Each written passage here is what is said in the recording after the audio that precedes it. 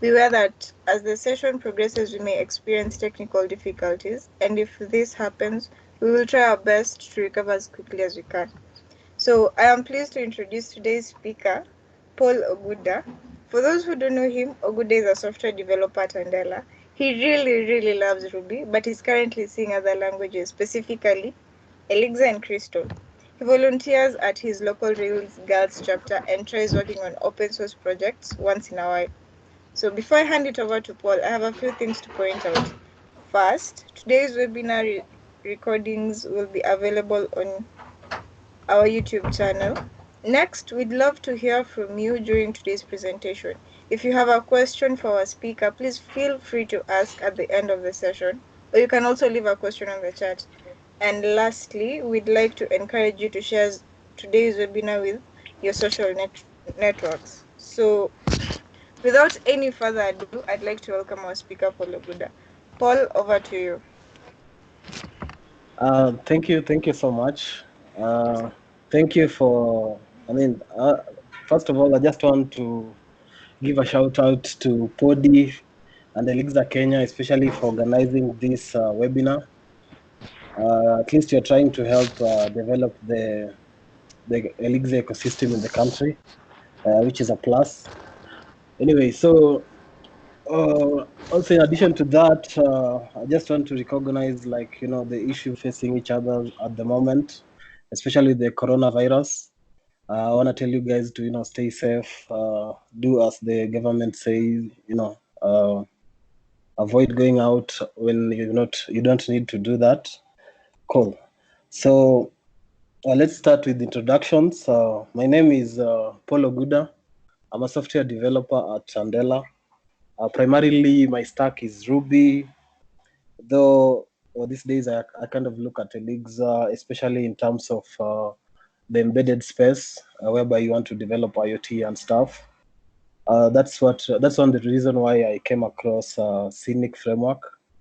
And one thing with Elixir is it's a really beautiful language, considering that it's not yet 10 years old, but we have like a framework for the web, which is Phoenix. There's also an IoT framework, which is Nerves, and now we have Scenic. So the main aim of today is just to give you guys an introduction.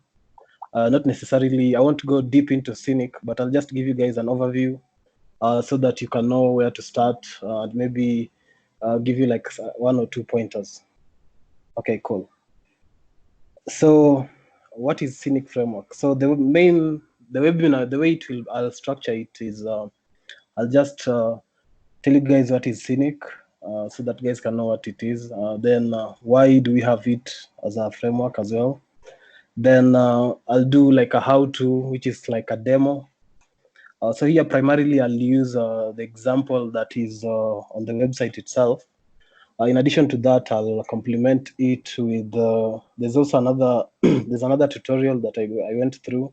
So I'll show you like an example how to use it, stuff you can do with it. And lastly, I'll hope that from this talk you'll be inspired to start working with Scenic. Okay, I hope I'm clear enough. Can you hear me? Yes, we can hear you. Okay, yeah, thank you. Me too. So what is Scenic? Scenic itself is a client application library. By client, I mean you use it to develop the user interface. I know most of you have worked on web applications, so like the UI you use, let's say React.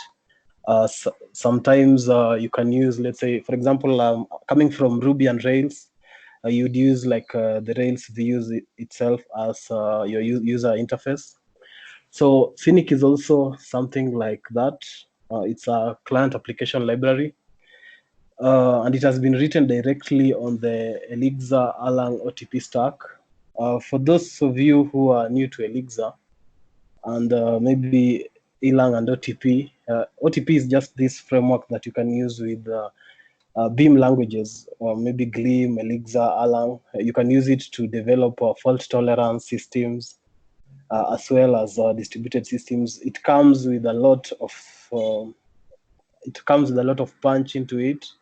that it allows you to do a lot with less code. So the documentation of Scenic is on that site, which I've listed there. Then the repo itself is there as well. Okay, cool. So among the goals of Scenic, Scenic has a number of goals. One is to be available. So availability is being built with Elixir. For those of you who, let's say, you've worked with Elixir or have heard about Elixir, most of its selling point is the issue of concurrency, availability, fault tolerance. So being built on that, it's really available. So it's also small and fast, since it only depends on the Erlang OTP and OpenGL to render the images. Another thing is it's self-contained. So unlike, let's say, if you use another solution to do UI, you'd have like a server that does all this. You have like a server that does most of the rendering, then the client renders it based on how you access it, let's say through HTTP or another avenue. So with Scenic, you'll actually have like the rendering and everything happens on the client itself. So it's also maintainable. So each device, assuming the main aim of Phoenix is like aimed for embedded devices.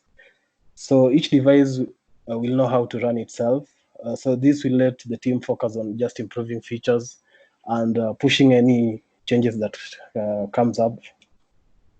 So there's also the issue of remotable. Scenic being targeting IoT devices, you'll have like maybe 1,000 or more distributed devices. So you are able to access all these devices remotely, considering that it's built on top of OTP. You can just send messages to each and every remote, let's say when it comes to updating it and all that. There's also reusable. Scenic is also built around something called components. It's almost akin to what we have on web applications. Let's say if you worked with React, Vue.js, Angular. So it has this collection of UIs that you can reuse to develop your applications. Also, there's the issue of flexibility. Since it uses matrices which are similar to that have been used in game development. If you've worked with game development, there's these matrices which use especially to like move around the viewport of the particular game you're working with, and also the positioning aspect. So with this, you're able to reuse scale and position with more flexibility, and it's simple to do that. Also, there's the issue of security. So it's actually designed around security, considering it doesn't have any JavaScript, which is among the reasons why, let's say, web applications are open to security vulnerabilities. Scenic is actually, you push it directly to the application, a client that is using it. So based on that, what is the architecture of the Scenic framework? For those who've worked with, let's say you've done web applications with something like Phoenix, Rails, Django, you'll realize that they mainly use the MVC pattern. So Scenic has something similar to that. It's a 3-layered architecture. And the architecture of Scenic, it has like the scene layer, the viewport layer, and the driver layer. These are like the main things that are used to like build a Scenic application. If you look like any Scenic application will always have this. So just the functionality are actually built on top of this. Okay, so let's look at the scene layer. So this is like the topmost layer. So it's the one that encapsulates all the application business logic. So if you've done MVC, this I think is something akin to the model, because models are where most of the business logic stays. So the developer will do most of their work in the scene layer. So this way you'll do like your scenes. Let's say you have a sensor or you have like a button and all that. This is where you'll be working on. So there's also the viewport layer. So this is like the middle layer, and it acts as the bridge between the scenes, which are at the top, and the drivers at the bottom. So the driver are the ones that talk to the OpenGL, and in terms of helping you to render, let's say, images, structures on your viewport. So this layer, it does three main things.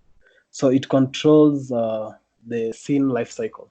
So every scene has a life cycle. If you look at, let's say, if you've worked with React, there's when you mount it, unmounting, when you tear down. So since Scenic has something almost similar to that. So what the viewport does as well is sending graphs down to the driver. So the graphs are actually written on top at the scene level. So what viewport layer does is it just communicates from the scene down to the driver layer. So lastly, it's used to route user imports to the correct scene. And one thing is you can have more than one scene. Let's say so scenes are something akin to web pages or something like tabs or so. So you can have like a multiple of them. You're able to like move between one or two of them. So lastly is the driver layer. So this is the bottommost layer on the architectural cake. This is where the knowledge of the graphics, hardware, and remote configuration lives. So the driver are used to draw anything on the screen, and especially when it comes from the user inputs. Let's say you have like you want to write something and all that. So this is where most of this knowledge comes from. So the developers also, you can write your own drivers, but in most cases you won't need to do that, since the guys who've worked with Scenic, the guys who developed it have actually done most of these things for you. So to make this thing more familiar, I'd like just to use some analogy from HTML so that we can compare, especially since I'm assuming most of you have worked with web applications. So I'll just give you how for example, the analogy of what we have in Scenic to what exists in HTML. So Scenic is different in most things, but especially if you compare it to HTML, it's not like directly complementary to each other. It's different, but it's similar to a lot of things. So as I told you, there's the scenes. These are sort of like web pages. So assuming you have like these different web pages, you move from sign up, it allows you to go inside the page, you move between the pages. So scenes are something like that. So each of these scene is a gen server process containing the state and business logic for handling the user input. For those who've not done Elixir, so gen servers are part of the OTP framework that I mentioned earlier. They allow you to create like uh, client server stuff, whereby you're able to create something like you'd use in a client server application. So there's also the graph, which I told you is the one that goes down from the scene all the way to the driver layer. So the graph is like a DOM. I'm sure most of you know about what the DOM is. It's the document object model, which is like the basis of HTML. So graph is similar to that. So it's a hierarchical set of data which describes things to draw on the screen. So this is the one that is used in ensuring that we render, let's say, one thing in the screen and not another. So the graph, Scenic being built on top of Elixir Erlang, the graph is immutable, and the only way you manipulate it is through transformation. As you know, functional programming language, you work through data transformation. So there's also the primitives. These are nodes that make up a graph.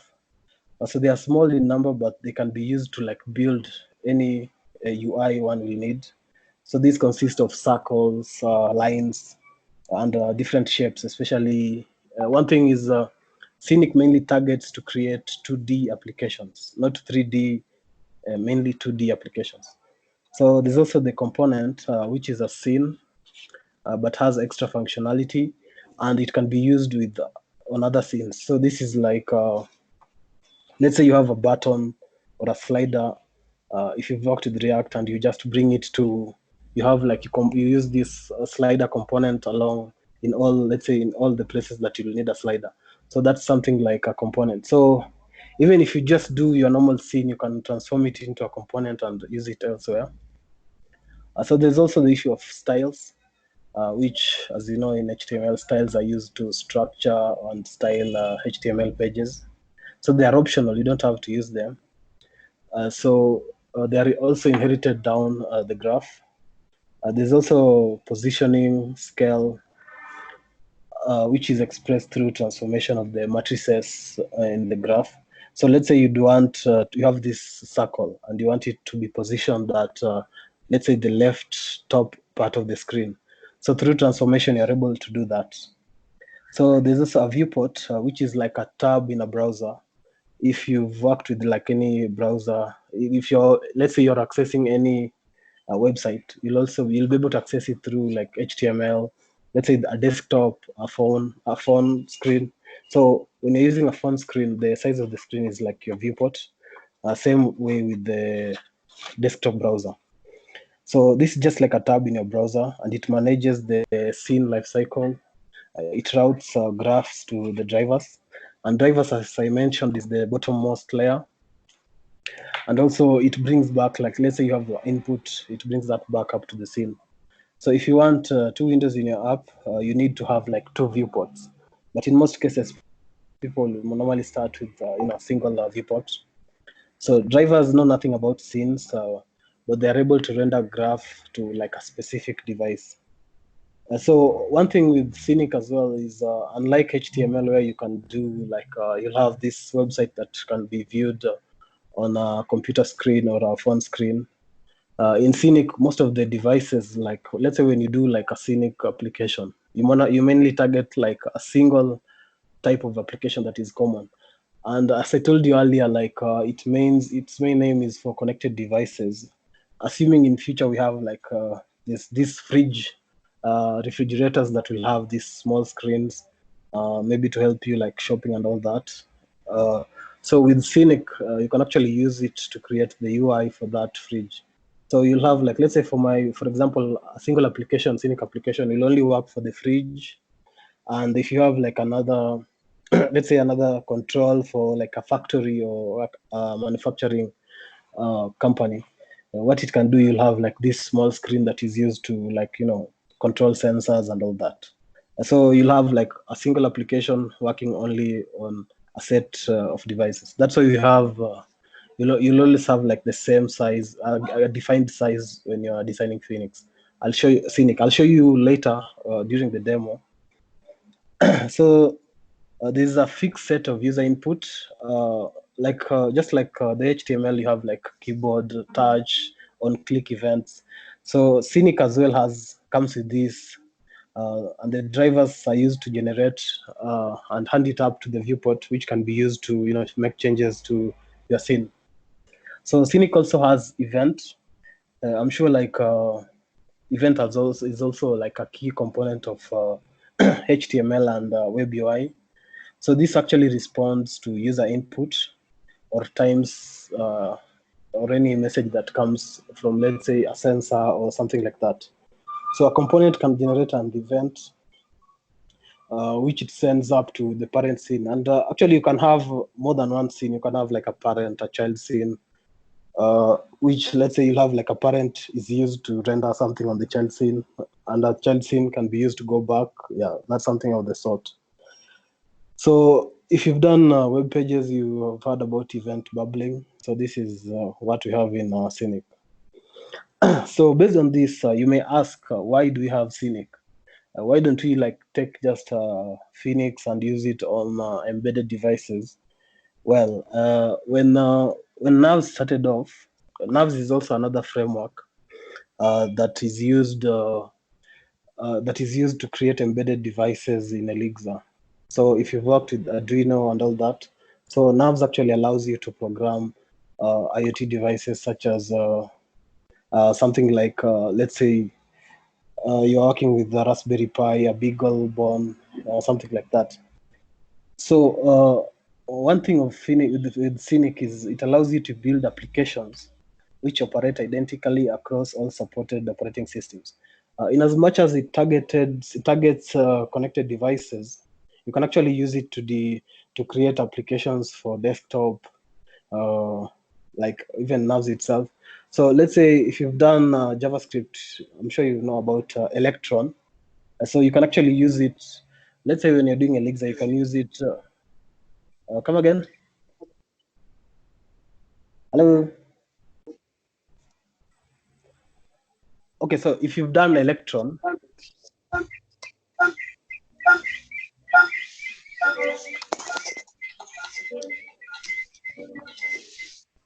hello.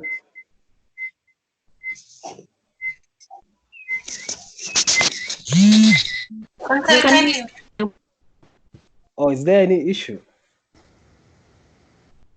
It's just someone who didn't mute. Okay, cool.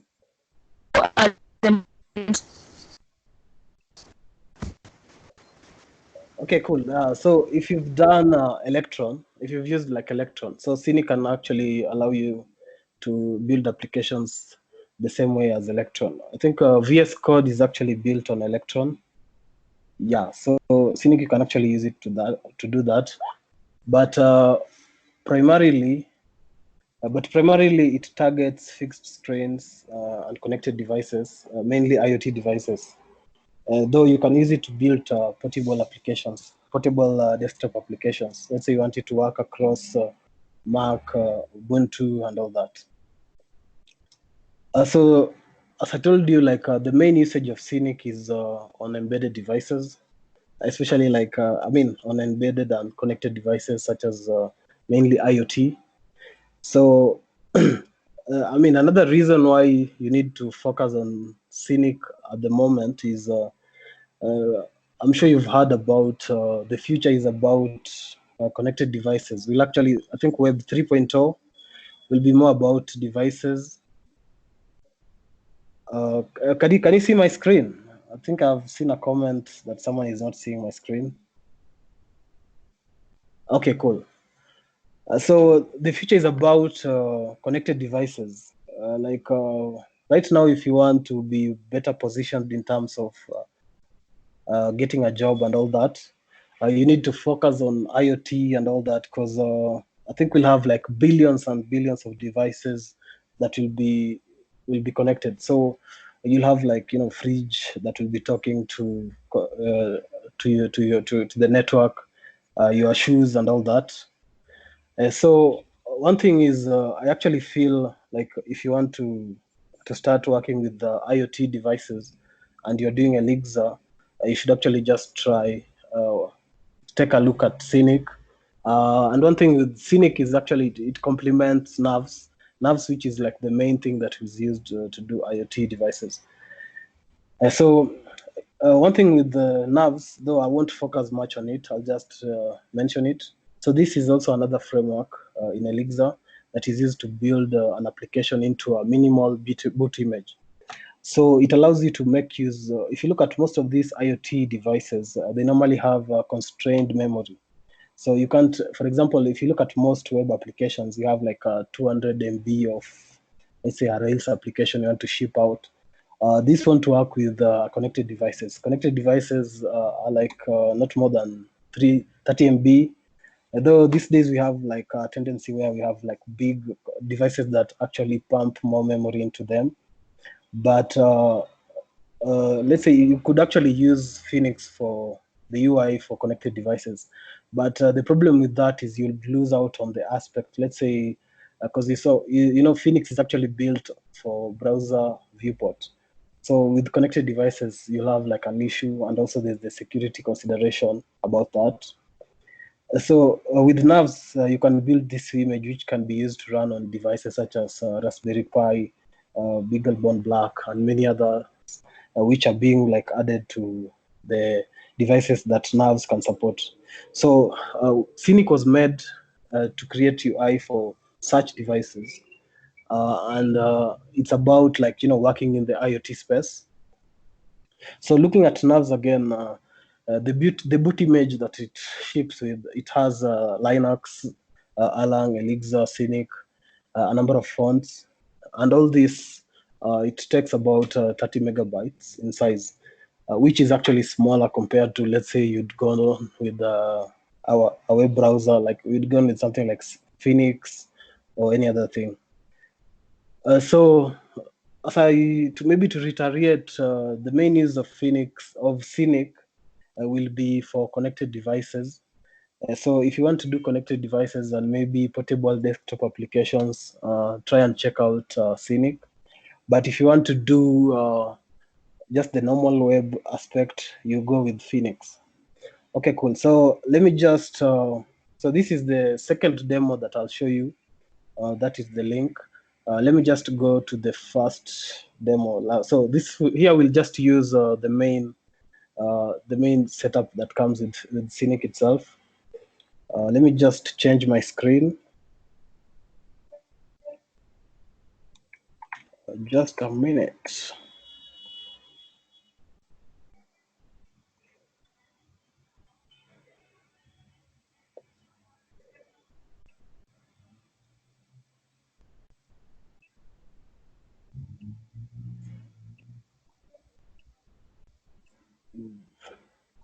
So let me just share my entire screen. Can you see my screen? I hope you can see my screen. Yes, we can see your screen. Okay, so this is like an example of, let me just close it and start it over so that you can see how it works. So let me go to my, so this is like, just a minute.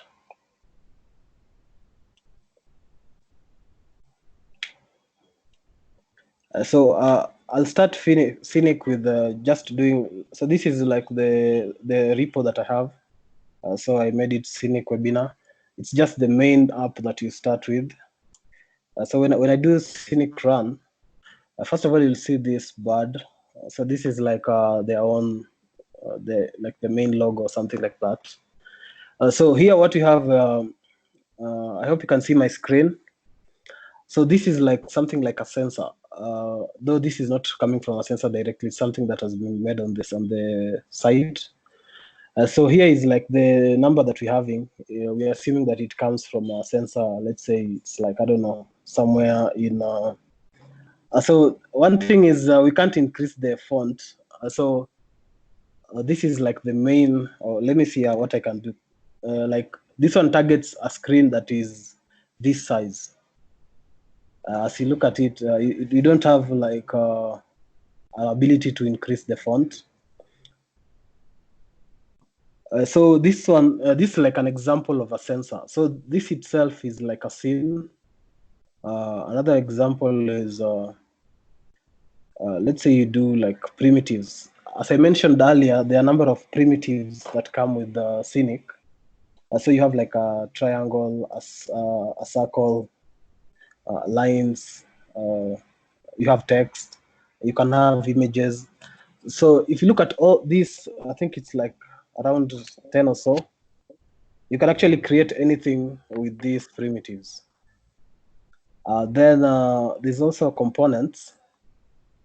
So I mean, I can't really increase the screen size because, as I told you earlier, it's meant for fixed screen devices. So maybe I'll have to like increase the screen to be bigger than this. So if you look at this, we have like different components. You can have like something like buttons. You'll have something like a slider. So as I'm moving this, you can see that there's this part here. You can see the number is changing. So that one is like the events. This is just showing us the events that are taking place on what we're working with. So if I select the radio buttons, you see that the events are being communicated on top of that. I'll have a drop down. Let me see.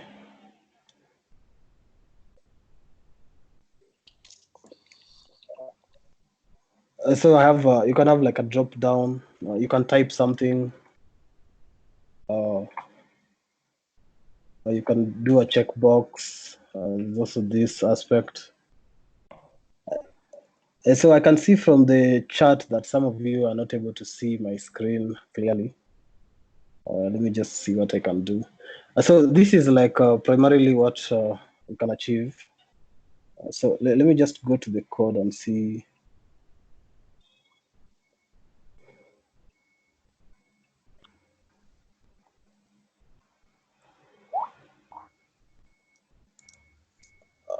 Okay, cool. Anyway,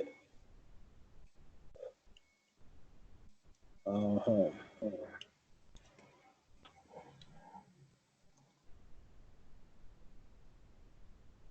Oh, I think that is bigger. So maybe what I'll do is I'll push this out there so that you can try it on your own and see how it works. It's pretty simple, especially just to view what I was showing you guys earlier, this part. So let me just go to the code and show you what is it that makes this possible. Okay, so can you see my, let me just resize it a little bit. Are you able to see the code? You can just do a yes on the comments. Are you able to see the code? Okay, cool. So Scenic is just another Elixir application. One thing I like about Elixir is even if you're working with Phoenix, you're working with Elixir on its own, all applications have almost a similar structure. So Scenic as well has that structure. So we have like a mix file, which is used to to show the different stuff that we'll be using on our application. So for instance, among the dependency we'll be using here something like we'll have a Scenic sensor, which is used to show that sensor that is taking place.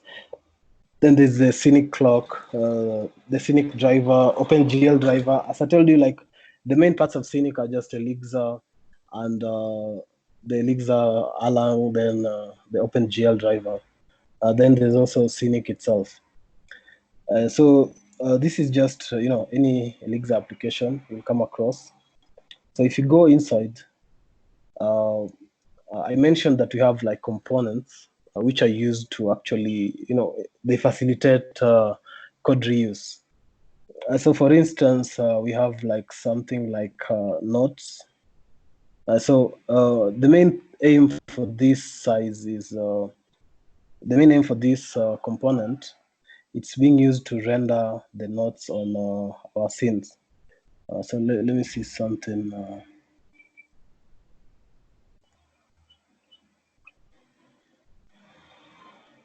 So the main aim of these components, like if you go back here, so there's this part where we have like under the you have the sensor is a simple where they have the notes at the bottom most layer, and so that is where like we have the notes component being rendered. And also, as I showed you earlier on the mix file, we actually had we imported this was it here Scenic clock. So if you look at the application that we have, you actually have a clock on the top left corner, yeah. And so which shows you the current time that you're working with. Okay, so those are components. So the components actually, so you do like components especially on stuff that you want to reuse across your application. So for instance, this notes application, notes component, if you look at the scenes that we have, let's say the components. So you see, we're actually bringing in, if you look at this part, this is where we bring in the nodes component, and also we have the nav component itself. So the node component, let's say we just do like nodes. So the node components, if you look at it, it actually takes, and one thing I mentioned is Phoenix is, the way Scenic works, Scenic is just like a gen server. So if you've worked with gen servers, you normally know that we have the init callbacks. So it's actually built on top of this, and this allows you, like, it has done most of the abstraction for you. So you have to just do less of this. So here you have like module attribute nodes, which I think will render somewhere down here. So if you look at down when you're building the graph, I told you earlier, the graph is the one that is, let's say if you built it, it comes from the scene all the way to the driver. So you can do like nodes, add to graph. So here what you're doing is you're adding these nodes to graph, and you're taking the nodes that is the one that we had here. To use it, we have like we bring in a number of stuff, like use Scenic scene. So this allows us to use macros from the Scenic itself. Then we alias the graph. So this one will allow us, if you've done Elixir, this allows us to just do graph dot something. Then we import primitives, components. So this brings in the functions, the different functions contained in these modules, the primitives, components module. Also here we are able to realize the nav nodes. So this is just some module attributes that we'll be using in our in the scene itself. So you also have something like a header. Then you have buttons. I'm sure you saw the buttons that I was able to show you earlier. I think let me just go back. So these buttons here. So these buttons are actually defined here. So to define a button, you just do button spec. This is actually a method contained on one of the, I think is it, the primitive, the components, the one that we brought in. So buttons are actually built-in components, so you don't have to worry about this. So for instance, the first button, it will have like a text primary. So this is like its ID, the same way you'd use in CSS. So you can have the theme is like the color or something like that. Then there's also this part here, the T. So this is used to actually show you where on the viewport that you want your, let's say the component to be rendered.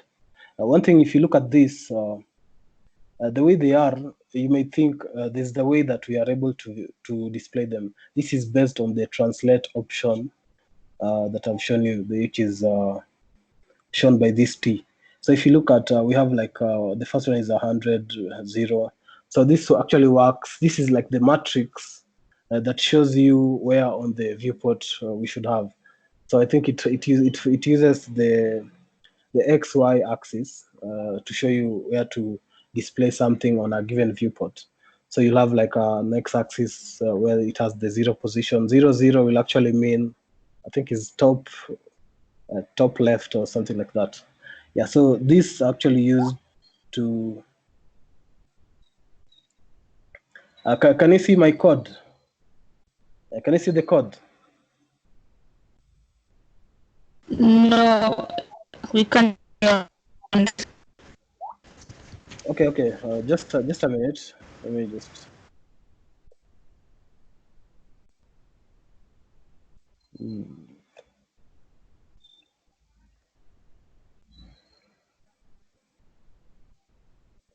Mm-hmm. Let me see.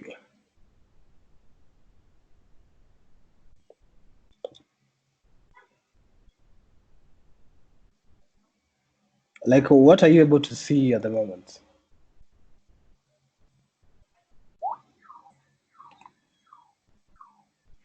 Let me see, just a minute.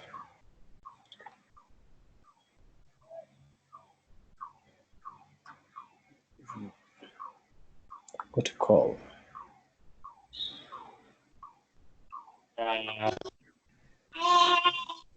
Am I still on the call? Yes, we can't see your screen, But you can hear you. but we can hear you. Okay. Let me just give me a minute. Let me see. Okay. Yeah.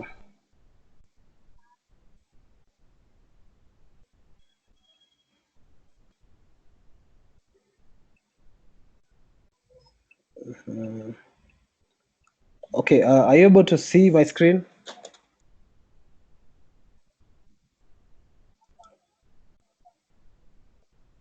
Yes, we can see it right now.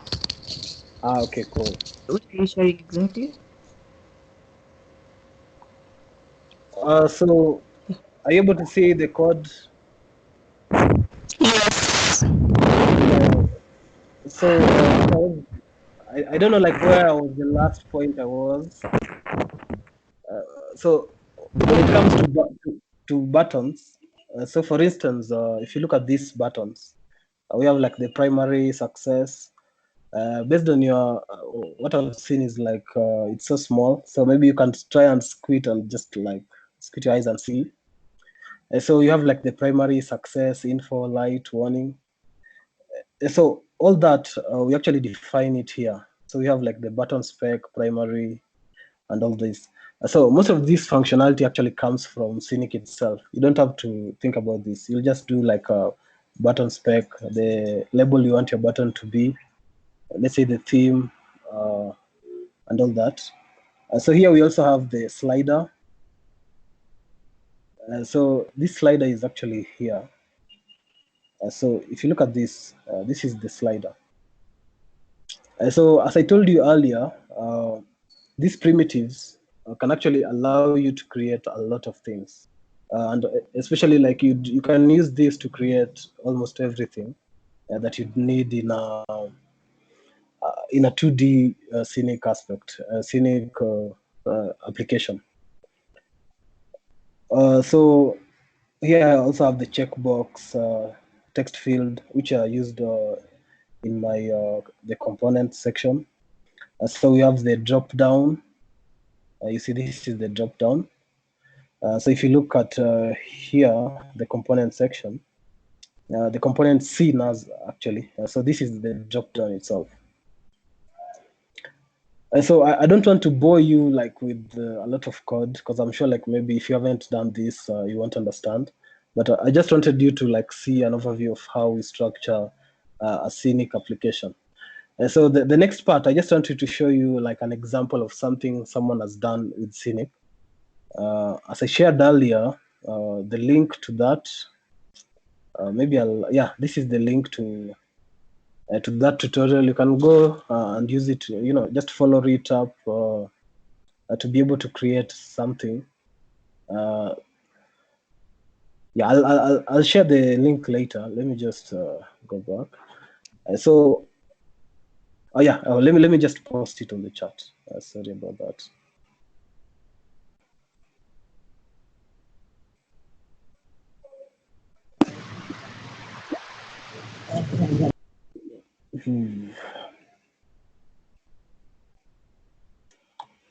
Yeah, maybe you can go and check that out. But let me show you the demo of what I did with that when I was like going through the tutorial.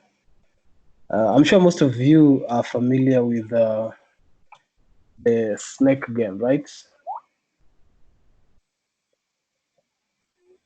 Yeah, so I'm sure you've actually played this game on, I think back in the day, you'd use Nokia. Yeah. So here we are playing the game. And all this is actually Scenic. It just uses 2D and OpenGL, nothing else. We haven't added anything. So there's a lot you can do with Scenic. There are people who have actually done, retro games, something like Super Mario. They've done it with Scenic. So it just depends on your imagination. So here we're just having the game. So as this game progresses, let me show you something else. So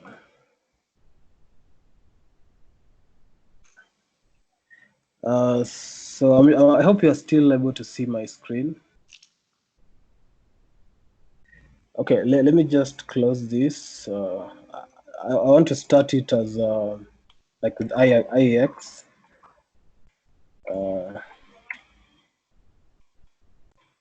Sorry.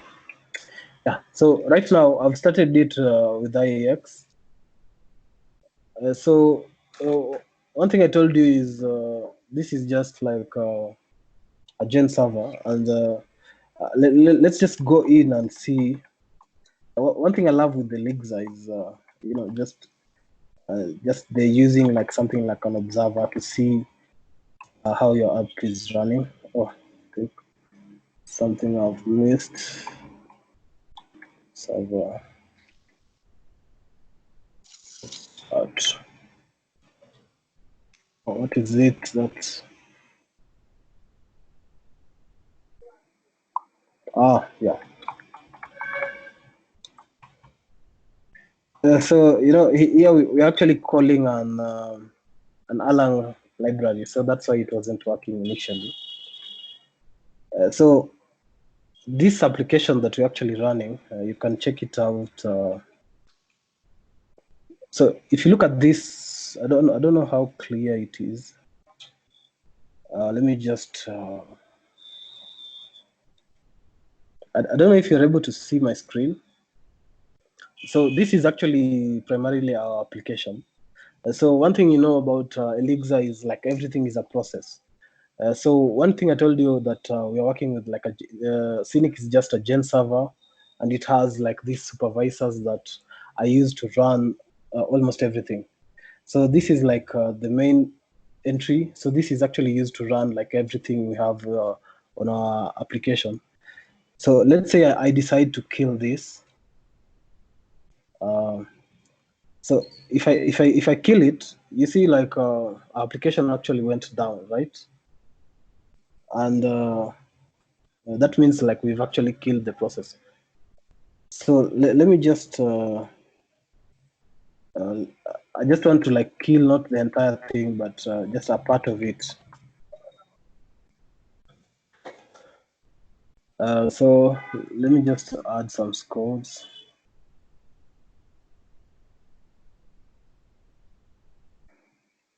Let me just go back and bring up the observer again. So this time, I don't want to kill like the entire stuff. I want to kill just, let's say, one part of the application. Though I think one thing Elixir should do, I mean, we should have a way that you'd know like what are you working with. So let's say you want to kill this process. We kill that.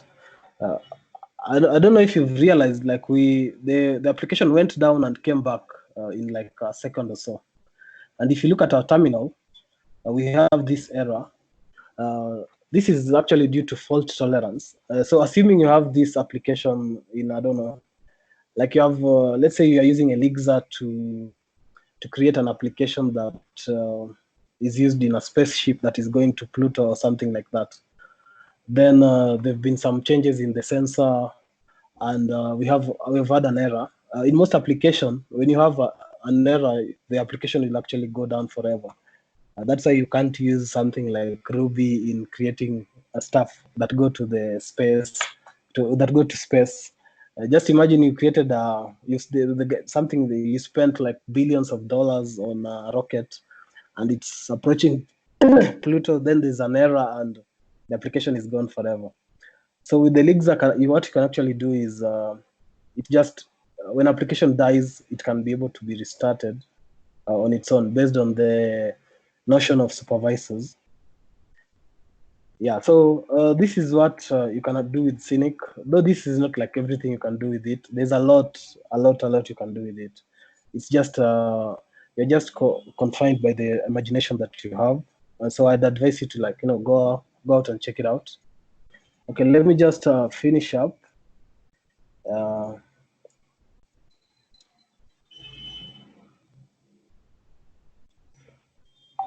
Okay, cool. So I think let me just think of just a minute. Sorry about that.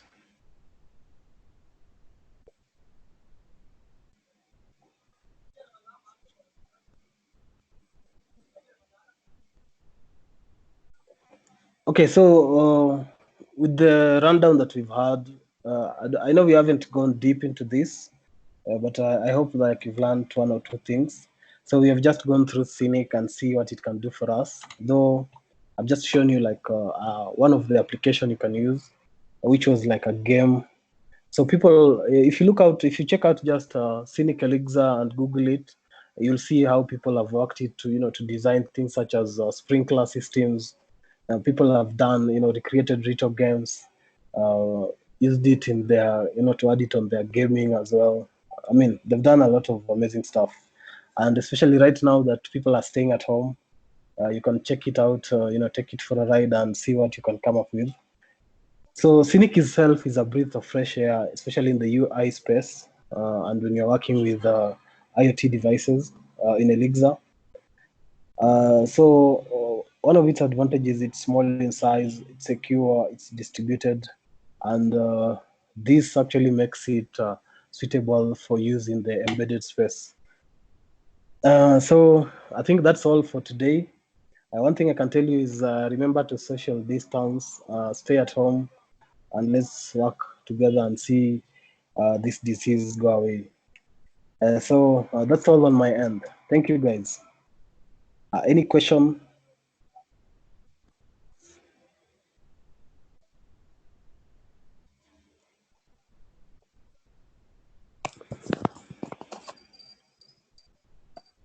Any question? Comment? I can see someone texting. Maybe you can wait for that. Oh, okay.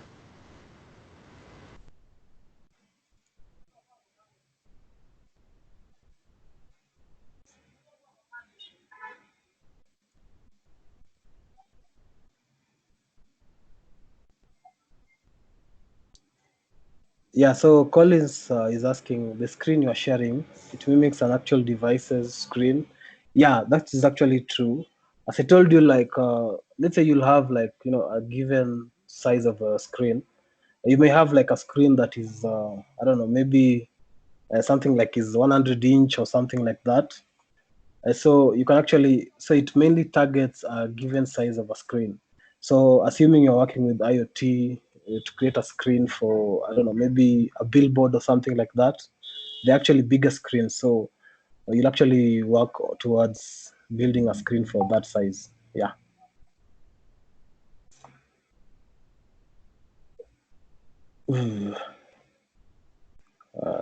Any other question? Mike has asked, Mike has said, great presentation. How about the test? Yeah, I haven't done tests on this because actually I've just been using Scenic recently, and I was using it for my own small stuff. But when you're doing like an actual device that is going out to the world, you actually need to test. And primarily, I think you'll just mainly use XUnit itself, because since we don't have a browser and anything of that, I don't think you need to do integration tests, system tests, and all that. Yeah.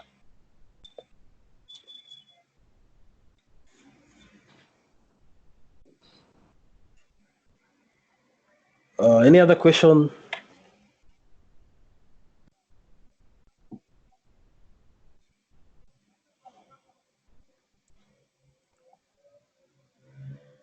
Thank you.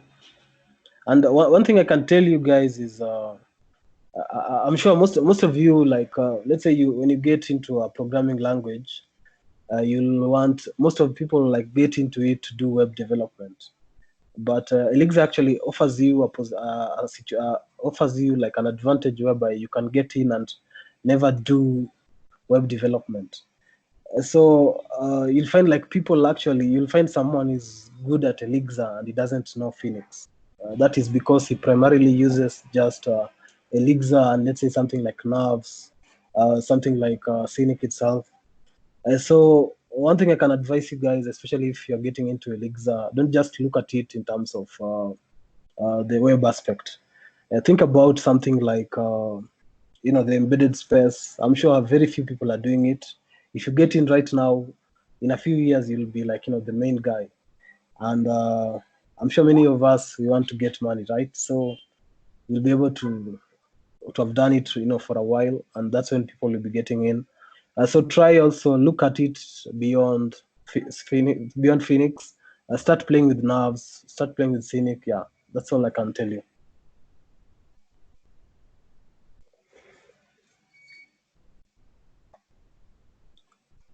Okay, I think that's all from me. Maybe Chantal can close this.